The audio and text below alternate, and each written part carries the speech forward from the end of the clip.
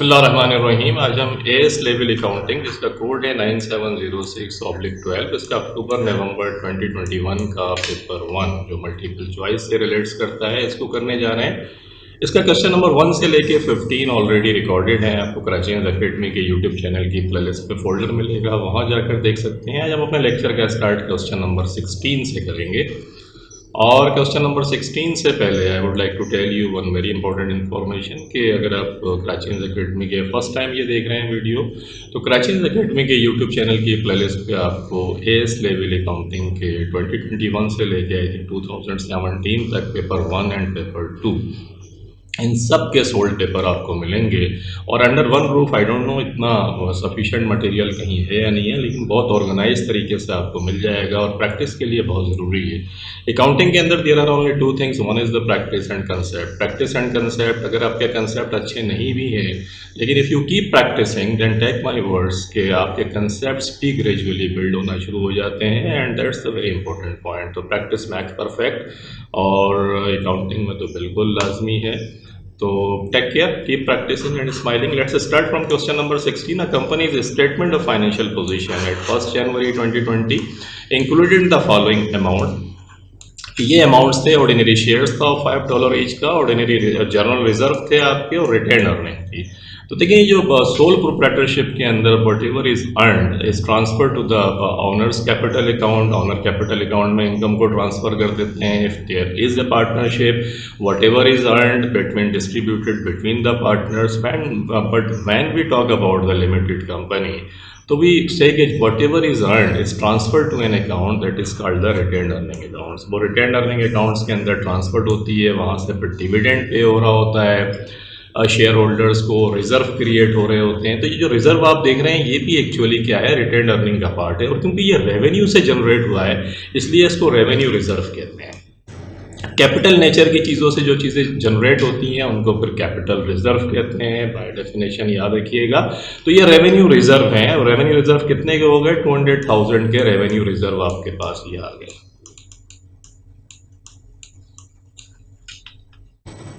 कहता है the following transaction took place during the year ended 31 December 2020 को ये ट्रांजेक्शन हुई हैं। The company issued a further 50,000 ordinary shares at a premium of $1 each. $1 each का मकसद है कि $1 को अगर मैं 50,000 से मल्टीप्लाई करूं तो ये शेयर प्रीमियम आ गया। प्रीमियम आप समझते होंगे, प्रीमियम का मकसद है शेयर्स की जो वैल्यू थी वो $5 ईच थी, इन्होंने $6 के ऊपर शेयर को इशू किया, $1 प्रीमियम था, प्रीमियम को शेयर प्रीमियम कहते हैं। और ये कैपिटल नेचर की चीज़ों से जनरेट हुआ है, इसलिए इसे कैपिटल रिजर्व कहते हैं। याद रखिएगा, ये कैपिटल रिजर्व भी कहलाता है, कैपिटल रिजर्व है। और शेयर कैपिटल से जनरेट हुआ है। शेयर कैपिटल आपको पता है इक्विटी का आइटम है। तो ये प्रीमियम जो है, शेयर प्रीमियम $50,000 जो है, और शेयर की एक्सेस वैल्यू के ऊपर जब बेचते हैं तो प्रीमियम कहते हैं, डाउन के ऊपर बेचते हैं तो डिस्काउंट कहते हैं, एट पार इक्वल बेचते हैं तो एट पार कहलाता है।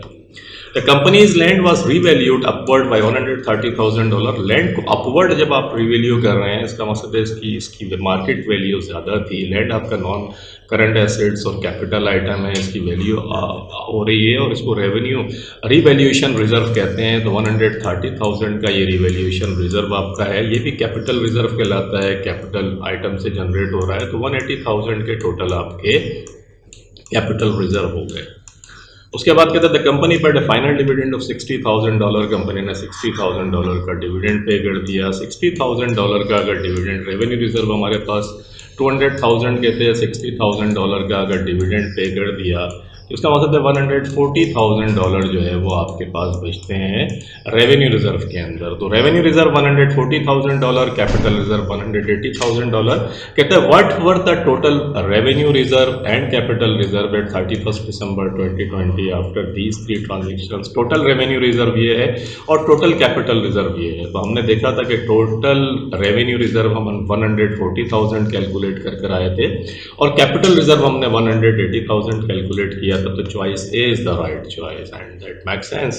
आपने देखा कि लॉजिकली हमने कैसे करा। Company revalued it's premises upward. Company ने प्रीमिसेस अपनी रीवैल्यू करी upward, which statement about the increase in value is correct. कि कौन सा स्टेटमेंट करेक्ट है, और करेक्ट का मकसद क्या हुआ, it is an unrealised profit, it makes more sense कि अनरियलाइज प्रॉफिट है ये, यही आंसर है इसका। और उसकी लॉजिक ये है कि when you revalue your non current assets as per the market value, you don't sell them.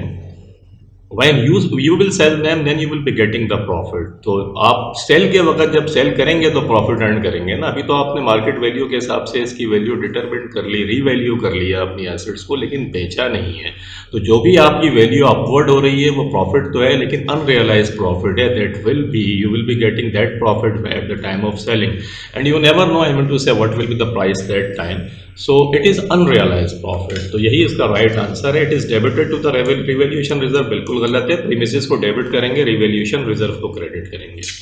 It is recorded in the income statement, again incorrect. Capital item है, स्टेटमेंट ऑफ फाइनेंशियल पोजीशन के अंदर जाएगा। It can be use to pay cash dividend, never, इससे कभी cash dividend pay नहीं करते, इसको सिर्फ नॉन करंट एसेट्स के मूवमेंट्स के लिए यूज करते हैं। समटाइम्स वैल्यू डाउनवर्ड होती है तो प्लेस रिजर्व को इस्तेमाल करते हैं। So the table shows equity and liabilities of a company at 31st December. Ordinary share capital $750,000, 6% debenture 2030 के अंदर पे होगा, 2020 के अंदर हम बैठे हुए हैं। तो ये नॉन करंट लाइबिलिटी है। हर वो लाइबिलिटी, याद रखिएगा, there are two kind of liabilities, one is called current liability and the other is non current liability और long term liability. If you are going to pay within a year a liability, the liability is called current liability. If you are going to pay it off after 1 year, the liability is called non current or long term liability. So 1 year, keep it in your mind, the 1 year the liability is being paid within a year, classify it as a current liability. If it's going to be paid after 1 year, classify it as a non current liability. तो ये 2030 के अंदर होगी तो non current हो गया। Bank loan repayable 2024 के अंदर, 2020 के अंदर बैठे हुए हैं तो ये भी नॉन करंट लाइबिलिटी हो गई। बैंक ओवरड्राफ्ट डेली बेसिस के ऊपर चेंज हो रहा होता है, करंट लाइबिलिटी है। और मॉर्टगेज ऑन बिल्डिंग रीपेबल 2021 में पे करेंगे, 2020 के अंदर बैठे हुए हैं, 1 ईयर हो गया तो ये भी करंट लाइबिलिटी हो गई। तो नॉन करंट लाइबिलिटी आपकी $225,000 की हो गई। बाय डेफिनेशन हमने इसको समझा। और कहता है what is the total of non current liabilities in the statement of financial position at 31st December 2020 to $225,000। अभी हम कैलकुलेट कर आ रहे हैं, तो B is the right choice आपके पास हो गई। द नॉन करंट एसेट 19 के अंदर आते हैं। The non current assets turnover of a business improve between 2020 and 2021 even though the net revenue was the same for both years. Net revenue में कोई चेंज नहीं आया, वो सेम था। मैंने आपसे कहा था कि आप सिलेबस अपना डाउनलोड कर लीजिएगा और सिलेबस के अंदर ना रेशोज दी हुई हैं ताकि आप बार बार उसे देखते रहें, आपको याद आ जाए। नॉन करंट एसेट्स टर्नओवर का फार्मूला है net revenue divided by total net book value of non current assets. Total net book value का मकसद है कि नॉन करंट एसेट्स में से जब एक्यूमुलेटेड डेप्रिसिएशन या डेप्रिसिएशन को माइनस करेंगे तो फिर बुक वैल्यू आती है एसेट्स की। तो इसका मतलब है एक्यूमुलेटेड डेप्रिसिएशन माइनस करने के बाद नेट रेवेन्यू सेम है हमारे पास। तो समझने के लिए रेशो इंप्रूव कैसे हुई, फर्स्ट कर लेते हैं कि रेवेन्यू हमारे पास 20 था और नॉन करंट एसेट्स की बुक वैल्यू $5 थी, तो कितना आ गया रेशो, 4 आ गया। अब ये रेवेन्यू तो सेम है तो डेफिनेटली हमें डिनोमिनेटर को कम करना पड़ेगा। डिनोमिनेटर कम करेंगे तो फिर ये इंप्रूव होगा। तो एक बात तो समझ आ गई कि नॉन करंट एसेट्स की वैल्यू अगर, क्योंकि नेट रेवेन्यू में तो कोई चेंज आया नहीं है, तो नॉन करंट एसेट्स अगर कम होंगे तो फिर ये रेशो इंप्रूव होगी जो ये बता रहा है। तो लेट्स सी देखते हैं reduction in the level of irrecoverable debts. Irrecoverable debts अगर रिडक्शन हो भी गया तो ये तो कहता है नेट रेवेन्यू आपका सेम रहा, तो इसलिए इसको हटा देते हैं। An upward revaluation of the premises, upward अगर करेंगे तो नॉन करंट एसेट्स बढ़ जाएंगे, तो हमें तो कम चाहिए, इसलिए ये भी इनकरेक्ट हो गया। Depreciation charge being higher than the cost of the new non current assets, ये this is the right choice. कहता है डेप्रिसिएशन का जो चार्ज है वो नए जो नॉन करंट एसेट्स आपने खरीदे थे उससे ज्यादा हो गया, तो डेप्रिसिएशन चार्ज ज्यादा होगा तो वो नॉन करंट एसेट्स में से माइनस होता है। जब माइनस करेंगे और ये ज्यादा है तो नेट बुक वैल्यू आपकी कम हो जाएगी और ये रेशो आपकी इंप्रूव हो जाएगी। तो this is the right choice. D पढ़ लेते हैं। Purchase of new non current assets being greater than disposal, जो बेचा था उससे ज्यादा खरीद लिया तो ये तो नॉन करंट एसेट्स बढ़ गए, तो incorrect choice. Right choice is C choice जो आपने देखा। अब business provided the following information, trade payable है, ओपनिंग इन्वेंट्री है, क्लोजिंग इन्वेंट्री है, क्रेडिट परचेजेस है, क्रेडिट सेल्स है। कहते हैं what is the trade payable turnover, ये बताएं ट्रेड पेबल टर्नओवर क्या होगा। What does trade payable tell you, trade payable turnover tells you कि how many days you pay off your creditors, your suppliers, कितने दिन के अंदर आप पे कर रहे हैं अपने क्रेडिटर्स को, सप्लायर को। फार्मूला क्या है, अगेन सिलेबस में देखें, मुझे तो याद है लेकिन आपको इसलिए दिखा रहा हूँ ताकि आप बार बार देखते रहें। ट्रेड पेबल टर्नओवर है, trade payable divided by credit purchases multiplied by 365। If you remember the formula then there is a fair chance कि you will not be misled by the information given in the question, because there is too much information given, trade payable, opening inventory, closing inventory, so you may be confused where you will be using these figures. It is compulsory to use all the figures given in the question. This is totally misconception. If you know तो you have to pick it up कि कौन सी चीज़ आपको pick करनी है जो right choice है आपकी। तो आपने देखा कि 39 ट्रेड पेबल को आपको कुछ नहीं करना है, नेवर, ज़िंदगी आसान है। ट्रेड पेबल को क्रेडिट परचेजेस, ट्रेड पेबल और क्रेडिट परचेजेस की फिगर्स दी हुई है आपके पास, and then multiplied by simply 365। What you get 39,540 divided by 184,600 multiplied by 365, you get 184,600। तो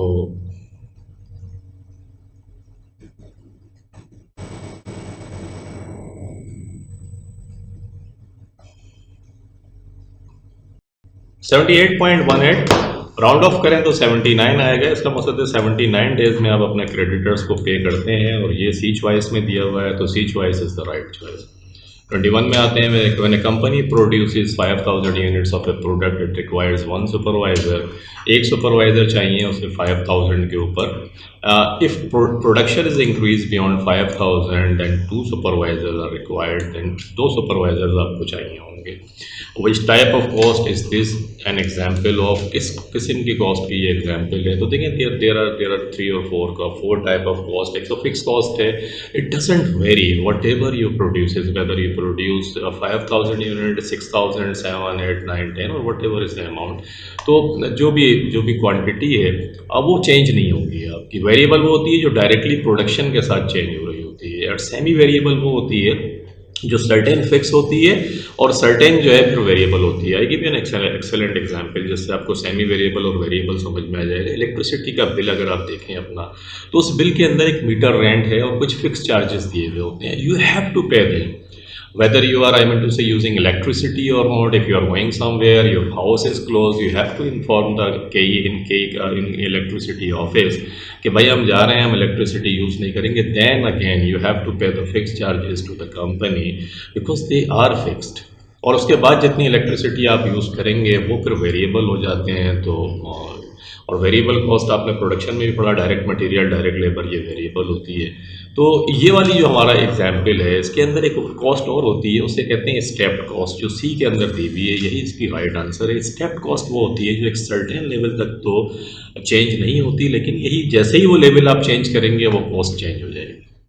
जैसे ये वाला है कि 5000 से जैसे ही प्रोडक्शन हमने बढ़ाई, हमें 2 सुपरवाइजर्स चाहिए, तो this is called stepped cost. C choice is the right choice. Logic I tell you, a business employs 20 workers as production staff. Each worker is employed for 40 hours per week at a rate of $7.8 per hour. 20 workers multiplied by 40 hours multiplied by simple 7.8 जो rate है इसका, तो ये पर week की आपके पास इनकी wages आ जाएगी कि पर वीक ही कितना अर्न करते हैं। तो आपने कहा 20 workers 40 hours multiplied by 7.8, but you get 6240, 6240। ये इनका बेसिक वेजेस बनती है पर वीक की। कहता है bonus is calculated 20% of basic rate पे। बेसिक रेट पे कितनी है 7.8। 7.8 का अगर मैं 20% निकालूं जो बोनस का रेट है, तो देखिए 7.8 का 20%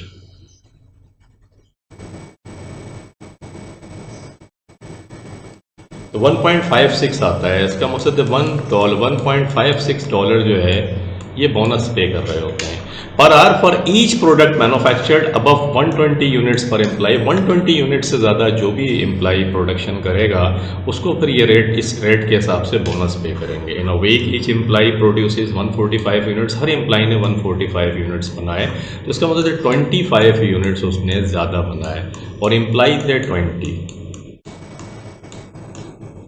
तो 1.56 multiplied by 25 multiplied by 20 what you get $780 जो है इनका बोनस था और जो इन्होंने पर वीक अर्न करी वो 6240 थी। तो टोटल $7020 इनका क्या आ गया, $7020 ये इनका इन्होंने जो अर्न करा वो आ गया इनके पास। तो ये आपके पास आ गया और देखें कहता है what were the total wages for the week. ये बताएं टोटल वेजेस वीक की क्या थी, वो हम कैलकुलेट करके आ रहे हैं। 7020 very simple straightforward concept. $7020 choice A is the right choice 22 के अंदर। 23 में आते हैं business uses absorption costing to set its selling price. Selling price calculate करने के लिए एब्जॉर्प्शन कॉस्टिंग यूज करते हैं ये। Which overheads are accounted for by the use of the overheads absorption rate. अगर ओवरहेड एब्जॉर्प्शन रेट आपको निकालना हो तो कौन से ओवरहेड आप इस्तेमाल करेंगे। तो total production, administrative and selling ये तो कभी नहीं करते, टोटल प्रोडक्शन ओनली। बिल्कुल सही बात है, जितने प्रोडक्शन से रिलेटेड टोटल होते हैं वो फिर सब हम यूज़ कर रहे होते हैं। वेरिएबल प्रोडक्शन ये भी नहीं होगा और वेरिएबल प्रोडक्शन नहीं होगा क्योंकि फिक्स्ड ओवरहेड कैलकुलेट करते हैं। तो टोटल प्रोडक्शन ओनली। अब B choice is the right choice. 24 में आते हैं business uses absorption costing and applies a markup of 50% when setting selling prices. Each unit of product X has a direct cost of 60। Direct cost तो होगी लेकिन indirect cost इसने नहीं बताई, direct cost 60 है। And a selling price of $150, उसकी selling price $150 है। And requires 2 machine hours, 2 hours of machine time, यानी 2 आवर्स अगर मशीन चलेगी तो 1 यूनिट एक्स का प्रोड्यूस होगा। एक्स की सेलिंग प्राइस दी हुई है उसने में और डायरेक्ट कॉस्ट दी हुई है और कहता है what is the overhead absorption rate per machine hour. Overhead absorption rate के लिए ज़रूरी है कि ओवरहेड हमें पता हो। ओवरहेड हमें पता नहीं है क्योंकि डायरेक्ट कॉस्ट के अंदर दी हुई है, लेकिन सेलिंग प्राइस पता है। अगर हम सेलिंग प्राइस में से इसके प्रॉफिट को माइनस कर दें, ग्रॉस मार्जिन को, तो हमारे पास कॉस्ट आ जाएगी और टोटल कॉस्ट में से अगर हम डायरेक्ट कॉस्ट को माइनस कर दें तो ओवरहेड्स आ जाएगा। ओवरहेड्स को अगर 2 मशीन आवर्स से डिवाइड कर दें तो ओवरहेड का रेट आ जाएगा। तो इसके लिए ज़रूरी है मार्कअप हमें दिया हुआ है। मार्कअप हमेशा कॉस्ट के ऊपर लगता है, याद रखिएगा। सबसे पहले तो मार्कअप को सिंपल फॉर्म के अंदर लिख लें और सिंपल फॉर्म में फ्रैक्शन फॉर्म में लिखेंगे तो 1/2 आ जाएगा। जब 1/2 आ जाए तो सिंपल डिनोमिनेटर में 1 प्लस कर दें। ये मार्कअप से मार्जिन के अंदर हम कन्वर्ट कर रहे हैं तो 1/3 आ जाएगा। 1/3 को 1 को 3 से डिवाइड करें तो 33.33 इन्फिनेटिव के अंदर आपके पास आ जाएगा। ये आपके पास मार्जिन का रेट आ गया 33.33। इस मार्जिन के रेट को अगर $150 के ऊपर जो 150 सेलिंग प्राइस है अगर मैं उसके ऊपर अप्लाई करूं तो 33.33% अगर आप लगाएं तो ये $50 आपके पास आता है। यानी $50 जो है एक्चुअली आपका ग्रॉस मार्जिन है। ये $150 में से अगर $50 को माइनस कर दूं तो कॉस्ट मेरे पास $100 की आ गई और ये टोटल कॉस्ट जब मेरे पास $100 की आ गई तो इसमें डायरेक्ट कॉस्ट दी हुई है 60। इस डायरेक्ट कॉस्ट को अगर 60 को मैं माइनस कर दूं तो मेरे पास जो ओवरहेड आ गया वो 40 का ओवरहेड आ गया। ये ओवरहेड आ गया मेरे पास। सिंपल लॉजिक जो मैंने आपको समझाई, इस ओवरहेड को 2 मशीन आवर्स से डिवाइड कर दूं अगर मैं तो पर मशीन आवर्स का रेट आ जाएगा वो $20 बनता है। तो ये $20 सी के अंदर दिया हुआ है आपको, तो C is the right choice. Simple logic. आपको सेलिंग प्राइस दी हुई थी, सेलिंग प्राइस को मार्कअप दिया हुआ था, मार्कअप को मार्जिन के अंदर चेंज करें, मार्जिन परसेंटेज को अप्लाई करें, सेलिंग प्राइस पे ग्रॉस मार्जिन आ जाएगा, सेल्स में से ग्रॉस मार्जिन को माइनस कर दें, आपके पास कॉस्ट आ जाएगी। टोटल कॉस्ट में से डायरेक्ट कॉस्ट जो $60 दी हुई है वो माइनस करें, आपके पास ओवरहेड आ जाएगा। ओवरहेड को डिवाइड कर दें 2 मशीन आवर्स जो दिया हुआ है सवाल में, ओवरहेड का रेट आ जाएगा $20। तो ये 24 की सी चॉइस आपके पास राइट चॉइस है। 25 में आते हैं, business has no opening inventory, business की कोई ओपनिंग इन्वेंट्री नहीं है। In 1 month it produce 4000 units and sold 3500 units. The following information is available. Selling price दी हुई है 70, वेरिएबल कॉस्ट 30 दी हुई है, फिक्स कॉस्ट आपको 15 दी हुई है। कहते हैं how would inventory value and profit very between using absorption costing and marginal costing. Profit और इन्वेंट्री कैसे वेरी करेंगे, चेंज होंगे। तो देखिए याद रखें, absorption costing and marginal costing के अंदर the only difference is the fix cost. अगर किसी साल किसी मंथ जितने यूनिट्स कंपनी बनाती है, अगर वो सारे के सारे यूनिट्स बेच देती है, whatever the company produces the units are sold, there will be no difference between the profit between marginal costing and absorption costing. Keep it in your mind because all the cost are absorbed in a year, in a month. क्योंकि जो कुछ बनाया था वो बिक गया, तो next year transfer कुछ नहीं हो रहा है, नेक्स्ट पीरियड में ट्रांसफर कुछ नहीं हो रहा है। लेकिन जितने यूनिट्स बनाए थे, अगर उससे कम आप बेच रहे हैं, जैसे ये वाला हमारा केस है, 4000 में से 3500 का मकसद हुआ 500 यूनिट्स बच गए। ये 500 यूनिट्स एंडिंग इन्वेंट्री की सूरत में नेक्स्ट ईयर ट्रांसफर होंगे, और इसकी जो फिक्स कॉस्ट है $15, अगर मैं $15 से इसको मल्टीप्लाई करूं तो आई कैन सेफली कि 7500 की जो फिक्स कॉस्ट है ये एंडिंग इन्वेंट्री के अंदर ट्रांसफर हो रही है नेक्स्ट ईयर एब्जॉर्प्शन कॉस्टिंग के अंदर। मार्जिनल कॉस्टिंग में एंडिंग इन्वेंट्री की वैल्यूएशन हमेशा वेरिएबल कॉस्ट से होती है, और जितनी भी उस पीरियड की फिक्स कॉस्ट होती है वो उसी साल के अंदर, उसी पीरियड के अंदर एक्सपेंस आउट करते हैं इनकम स्टेटमेंट में। No cost is transferred in the next year under marginal costing, keep it in your mind. whereas in absorption costing, the fixed cost, if you have the ending inventory, then the fixed cost, certain part of the fixed cost is transferred in the next year in the form of ending inventory। तो ये जो 7500 है, यही difference है। ये absorption costing के अंदर ending inventory की वैल्यू आपकी बढ़ी हुई होगी $7500 से, क्योंकि फिक्स कॉस्ट का 500 यूनिट्स में कुछ ये ट्रांसफर हो जाएगा, और एंडिंग इन्वेंट्री बड़े होने का मकसद है कि कॉस्ट आपकी कम हो जाएगी, कॉस्ट कम होगी तो प्रॉफिट भी आपका बढ़ जाएगा। तो एब्जॉर्प्शन कॉस्टिंग के अंदर एंडिंग इन्वेंट्री की वैल्यूएशन बढ़ी हुई होगी और प्रॉफिट बढ़ा हुआ होगा। This is the whole concept. मेरे बहुत सारे लेक्चर्स हैं, वो भी देख लीजिएगा जाके।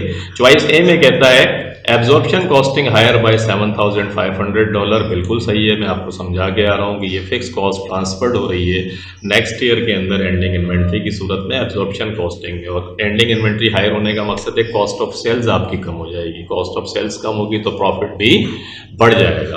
तो absorption costing profit higher by 7500, बिल्कुल सही बात है। अभी मैं बता के आ रहा हूँ आपको कि प्रॉफिट भी इसका ज़्यादा होगा, तो इत्तेफाक से बिल्कुल राइट चॉइस है। Choice A is the right choice in 25। B पढ़ लेते हैं। एब्जॉर्प्शन कॉस्टिंग कहता है इन्वेंट्री तो हायर होगी, प्रॉफिट कम होगा, ये इनकरेक्ट हो गया। तो ये चॉइस तो आपकी राइट थी, बी इनकरेक्ट हो गई। मार्जिनल कॉस्टिंग में एंडिंग इन्वेंट्री ज़्यादा होगी, ये तो वैसे ही गलत बात है। आपको पता है वेरिएबल कॉस्ट पे होगी तो वो तो कम हो जाएगी। तो 26 में आते हैं, which cost are part of the marginal cost. Marginal cost अभी पढ़कर आ रहे हैं, जितनी वेरिएबल कॉस्ट होंगी, डायरेक्ट मटेरियल, फिक्स प्रोडक्शन नहीं होगा, फिक्स सेलिंग नहीं होगा, और 4 के अंदर वेरिएबल प्रोडक्शन। तो 1 and 4 is the right choice, choice B. तो बी आपकी जो है वो राइट चॉइस है इसके अंदर। 1 and 4 क्यों है आपकी समझ आ गया होगा। तो B is the right choice. आगे आ जाए, 1 and 4 लॉजिक मैंने आपको बताया, वेरिएबल कॉस्ट थी। 27 में कहता है company provided the following information. Variable cost है 540,000 की, कंट्रीब्यूशन है। वेरिएबल कॉस्ट और कंट्रीब्यूशन को अगर जमा करें, इन दोनों को मैं प्लस करूं तो 900,000 आता है, और ये 900,000 रेवेन्यू होगा। आप कहेंगे कैसे, मार्जिनल कॉस्टिंग के अंदर रेवेन्यू में से ये आपका रेवेन्यू आ गया। रेवेन्यू में से जब वेरिएबल कॉस्ट को माइनस करते हैं तो कंट्रीब्यूशन मार्जिन आता है। ये कंट्रीब्यूशन मार्जिन आपके पास 360,000 था। इसका मतलब रेवेन्यू 900, क्योंकि हम इन दोनों को प्लस करेंगे तो रेवेन्यू आ जाएगा, और रेवेन्यू में से अगर आप वेरिएबल कॉस्ट को माइनस करेंगे तो कंट्रीब्यूशन मार्जिन आ गया। तो इसका मतलब वेरिएबल कॉस्ट और कंट्रीब्यूशन को प्लस करें तो रेवेन्यू आ जाएगा। द होल आपको डिफरेंट करके, और कंट्रीब्यूशन मार्जिन की रेशो अगर निकालनी हो तो ये 360,000 कंट्रीब्यूशन मार्जिन को आप डिवाइड कर दें, इससे मल्टीप्लाइड बाई 100 करें, यू गेट 40%। ये 40% आपके पास CM रेशो आ गई, CM परसेंटेज, कंट्रीब्यूशन मार्जिन की परसेंटेज आ गई। उसके बाद फिक्स प्रोडक्शन कॉस्ट आपको दी हुई है और fix selling and distribution cost दी हुई है। तो इन दोनों कॉस्ट को अगर प्लस करें तो $420,000 की फ़िक्स कॉस्ट है आपकी। अगर फिक्स कॉस्ट को ये कंट्रीब्यूशन मार्जिन की 40% जो रेशो दी हुई है उसको सिंपल लिख देते हैं, 0.40 कर दें। और अगर इसको जो भी फ़िक्स कॉस्ट है आपकी कंपनी की, अगर इसको CM रेशो जो आपकी दी हुई है इससे डिवाइड कर देते हैं, इसे 0.4 हमने निकाला था, तो 1,50,000, ये हमेशा याद रखिएगा ब्रेक इवन सेल्स का फार्मूला होता है। $1,50,000 आपके पास आ गया और $1,50,000 जो है ये एक्चुअली क्या है, ये आपकी फिक्स आपकी ब्रेक इवन सेल्स है। What is its budgeted break even sales? Budgeted break even sales निकालने के लिए जैसे मैंने आपको बताया, ये डी चॉइस आपकी राइट चॉइस है। सिंपल तरीका है, CM रेशो निकालें, कंट्रीब्यूशन मार्जिन की रेशो, और CM रेशो जितनी भी फिक्स कॉस्ट है उसको CM रेशो से डिवाइड कर दें और you will get the budgeted. यानी बजटेड आपका पास अगर 1,50,000 की अगर आप सेल्स करते हैं तो 1,50,000 की सेल्स करने के बाद आपके पास नो प्रॉफिट नो लॉस के ऊपर आप चल रहे होंगे, क्योंकि प्रॉफिट भी नहीं होगा आपको और कोई लॉस भी नहीं होगा। तो this is the whole point, ये आपने देखा। और अब आगे आते हैं हम,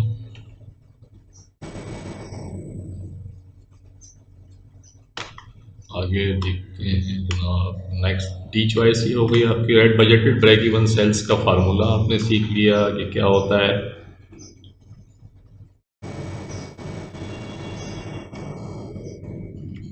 details for 2 products made by company were as follows. 28 के अंदर, 27 था हमारा, 28 के अंदर आते हैं। 28 में कहता है details for 2 products made by company. Product X जो है उसका 13 - 11 था, इसकी सेलिंग प्राइस पर यूनिट 13 थी और वेरिएबल कॉस्ट पर यूनिट 11 थी। आपको भी हम पढ़ कर आ रहे हैं कि सेल्स में से अगर वेरिएबल कॉस्ट को माइनस करते हैं तो CM कंट्रीब्यूशन मार्जिन आ जाता है आपका। तो प्रोडक्ट X का कंट्रीब्यूशन 2 था और 8 में से 4 को माइनस किया तो प्रोडक्ट Y का कंट्रीब्यूशन मार्जिन जो है वो 4 था। याद रखिएगा कि जिसका कंट्रीब्यूशन जिस प्रोडक्ट का ज़्यादा होता है कंट्रीब्यूशन मार्जिन, अगर आपके पास कोई प्रोडक्शन कंस्ट्रेंट है और मैक्सिमाइज़ करना है प्रॉफिट को, मैक्सिमम यूनिट्स आप उस प्रोडक्ट के बनाएं जिसका कंट्रीब्यूशन मार्जिन ज़्यादा हो। ये याद रख लें अपने दिमाग के अंदर, अक्सर पूछता है वो। The company could sell a maximum of 11,000 units of X and 9,000 units of Y। Maximum company क्या कर सकती है, 11,000 यूनिट्स X के बेच सकती है और 9,000 यूनिट्स Y के बेच सकती है। अगर किसी भी किस्म का प्रोडक्शन कंस्ट्रेंट्स आ रहा है तो याद रखें कि आप मैक्सिमम प्रोडक्शन करेंगे Y की, और मैक्सिमम प्रोडक्शन जितने बिक सकते हैं सब बनाएं आप। 9,000 यूनिट्स हैं तो पूरे 9,000 यूनिट्स बनाएं अगर कोई प्रोडक्शन प्रॉब्लम है तो। आगे बढ़ते हैं। However, the company cannot produce more than 10,000 units of X and Y together। दोनों के मिला के 10,000 यूनिट्स वो बना सकती है due to the production constraints, किसी प्रोडक्शन कंस्ट्रेंट्स की वजह से। तो बड़ा सिंपल हो गया, मैं बता के आ रहा हूँ। आप अगर है दोनों के मिला के 10,000 बना सकते हैं तो प्रोडक्ट Y के 9,000 बनाएं और प्रोडक्ट X के कितने बनाएं, प्रोडक्ट X के 1,000 बनाएं। तो कहता है which production mix will maximise profits, कौन सा मैक्सिमाइज करेगा, तो B मैक्सिमाइज करेगा। जहाँ प्रोडक्शन X, B जो है राइट चॉइस है। यूनिट्स ऑफ X 1,000 और यूनिट्स ऑफ Y जो है वो 9,000, तो B is the right choice. 29 में आ जाएं। A manufacturer has a target profit of 80,000 उसको अर्न करना था। Last year the business made a profit of $60,000 when 10,000 units were produced and sold. Last year 10,000 units इन्होंने बनाए और वही बिक गए सारे के सारे और प्रॉफिट इन्होंने 60,000 कमाया। Contribution was $10 per unit. Contribution $10 था, 10,000 यूनिट्स बनाए थे आपने, तो इसका मकसद ये हुआ लास्ट ईयर कि कंट्रीब्यूशन मार्जिन आपके पास 100,000 आ गया।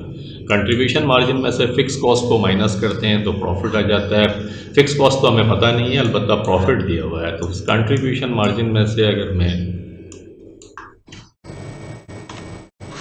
ये CM आ गया, प्रॉफिट मेरा है 60,000। अगर कंट्रीब्यूशन मार्जिन में से प्रॉफिट को माइनस कर दूं तो what I get, overhead, factory overhead मेरे पास आ जाएंगे। और फैक्ट्री ओवरहेड मेरे पास कितने के आ गए, $40,000 के मेरे पास फैक्ट्री ओवरहेड आ गए। ओवरहेड जिसे हम कहते हैं।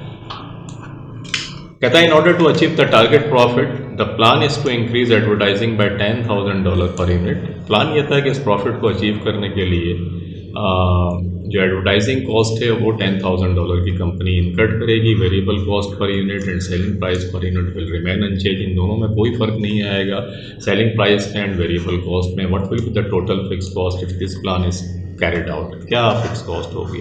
तो देखिए, फिक्स कॉस्ट लास्ट ईयर 40,000 हमने निकाली थी, 10,000 इस साल एडवर्टीजमेंट की है।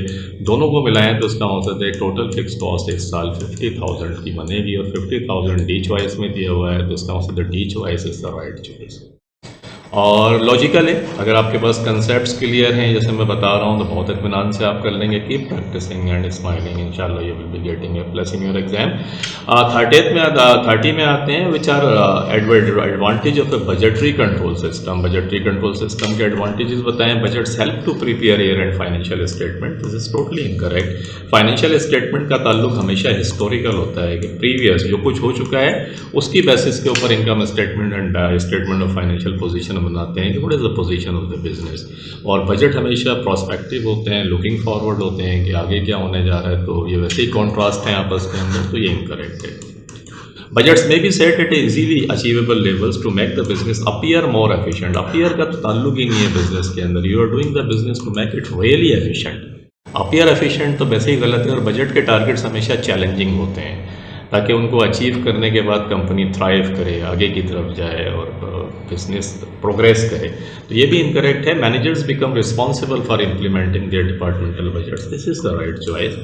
And where budgets targets are not met, corrective actions is taken. ये भी बिल्कुल सही बात है कि बजट्स नहीं होगा तो करेक्टिव एक्शन टेकन होंगे। 3 and 4 जो है वो डी में दिया हुआ है, तो D is the right choice. The logic is that इंशाल्लाह you will be qualifying your exam and doing all of the things in future.